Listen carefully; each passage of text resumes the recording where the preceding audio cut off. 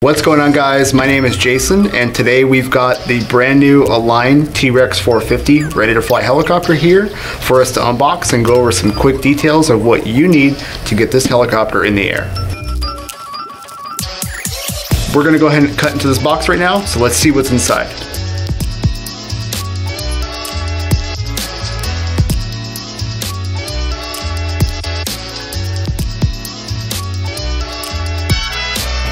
Finally, wow.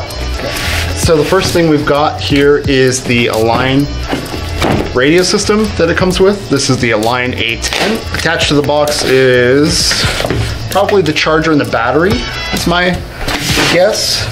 Yep, so we've got an AMain 3-cell 11.1 2230C battery, accessories, Velcro straps, zip ties, power cord for the charger, blade holder, instruction manual for the charger, and lastly, the actual battery charger itself.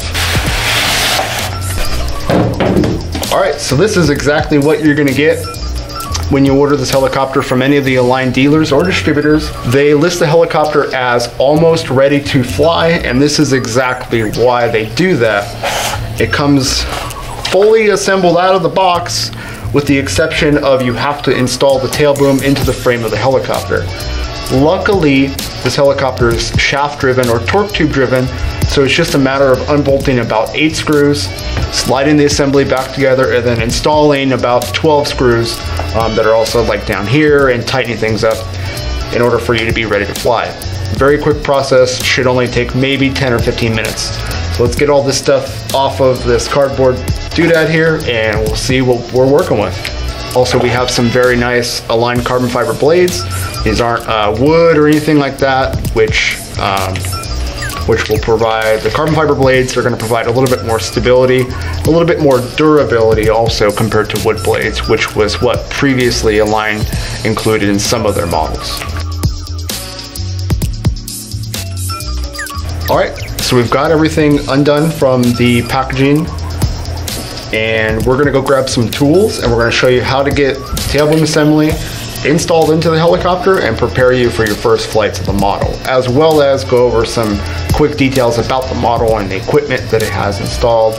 So yeah, let's go grab some tools and I'll be right back.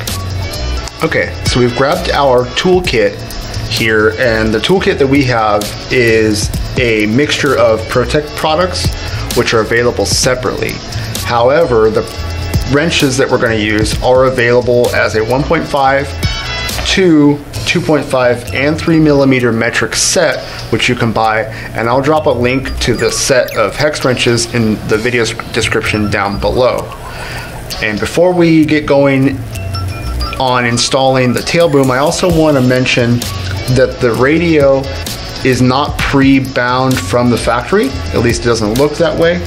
They have a QR code / website URL available on this little pamphlet that's included inside the radio box. However, I'm going to link a video description link in my upper left corner to the AMain video, which shows you how to link the radio to the helicopter, as well as I will additionally link the Enterprise Hobby / AMain introduction video for their helicopter. They will cover this helicopter much more in depth than we will, and I'll drop that link in the description down below for all of you guys. Before we begin, I'm going to take the canopy off. I don't want to damage it or crack it or anything like that. The canopy is actually very beautiful, in my opinion. Everybody has different opinions, so if you don't like it, that's fine. Personally, the scheme that they are using has actually grown on me. You have red, you've got the yellow on the face of the canopy, which is actually very visible and very helpful for orientation purposes. And it's made out of fiberglass, it's not made out of plastic, so it's actually rather durable.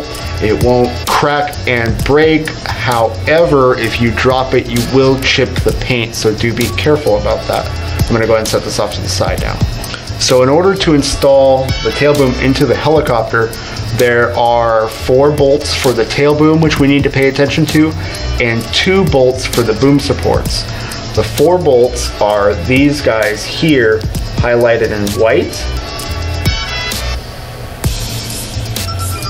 and on the other side as well.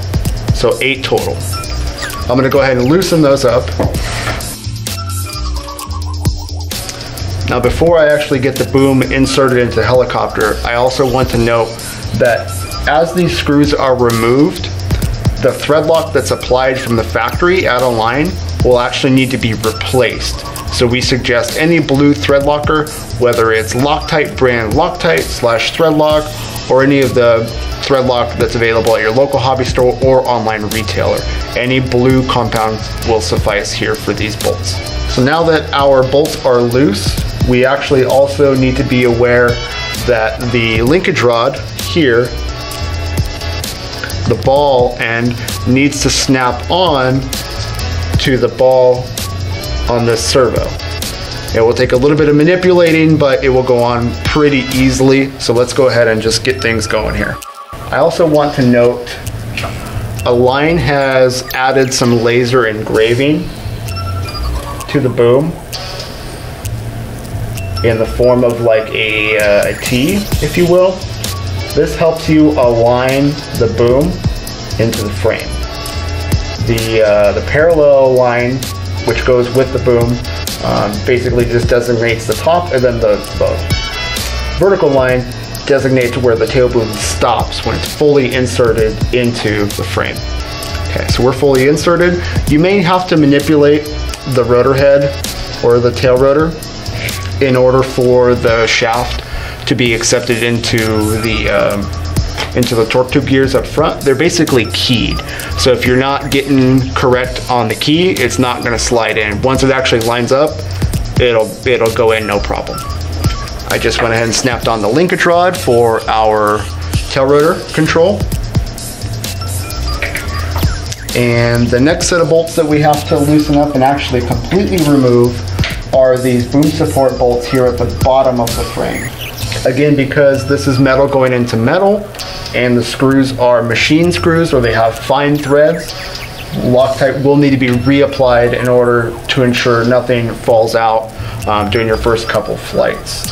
Screws tend to back off over time if thread locker isn't applied. As you're doing this, also take a little bit of care to make sure that you don't have the antenna wire pitched between the boom support and the frame. Okay, so those 2 bolts are tight. I'm gonna tighten the 4 bolts on each side for the tail boom, but again, please be sure to use thread locker here. Okay, so with those 10 bolts, basically, we are fully assembled. Your tail boom isn't coming out of the helicopter, everything's connected, and this is basically ready for flight, other than we have to install the main blades, 2 bolts. I'll go ahead and do that very quick for you guys. All right, so just like that, we are now fully assembled, ready to go. I suggest before you guys start building the helicopter to read the manual, get your battery charging, get the Velcro, apply it to the battery plate, which is actually here. Apply the Velcro to the battery plate, apply the Velcro to the battery, get the battery strap going, you know, the whole 9 yards. Get all that stuff prepared so you actually minimize the amount of downtime that you have when the helicopter is fully built to when you're actually ready to go fly. The battery tray actually has a convenient locking mechanism so that once it's fully inserted, the battery tray is not going to slide out. To remove the battery tray, you pull up on this tab and pull the tray out. And you can see on the battery tray itself, there's a little latch that attaches, or that's on top of the battery plate, I should say. This is captured by the locking mechanism on the helicopter. Slide the battery tray in, make sure you're inside the rails, push until you hear a click. You'll hear the click, the button will pop out, you push it back down, and now you're fully inserted. Before we forget, I also wanted to go over the antenna placement for this helicopter. From the factory, the antennas are left dangling for you guys to do what you want with them. I suggest getting them out of the way of the rotor head, obviously, so that they don't get chopped too short. Me personally, if I were to buy the helicopter and get it going, I would attach them to the landing gear like so, one on each side.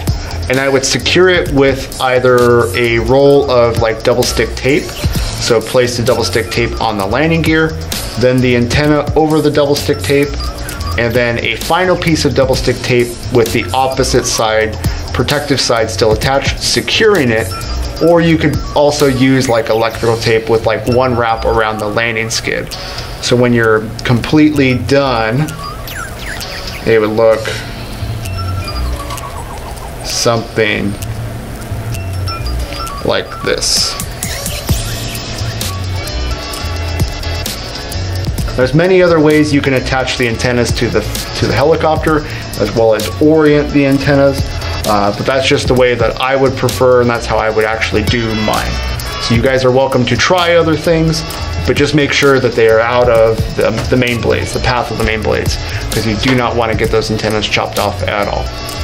All right, so that's all we've got for you guys. Thanks for watching, and again, please check out the binding video in the link above, and the Enterprise Hobby once it's available in the link down below. We appreciate your guys' time, and if you guys have any questions or comments, feel free to drop those down below. Thanks for watching.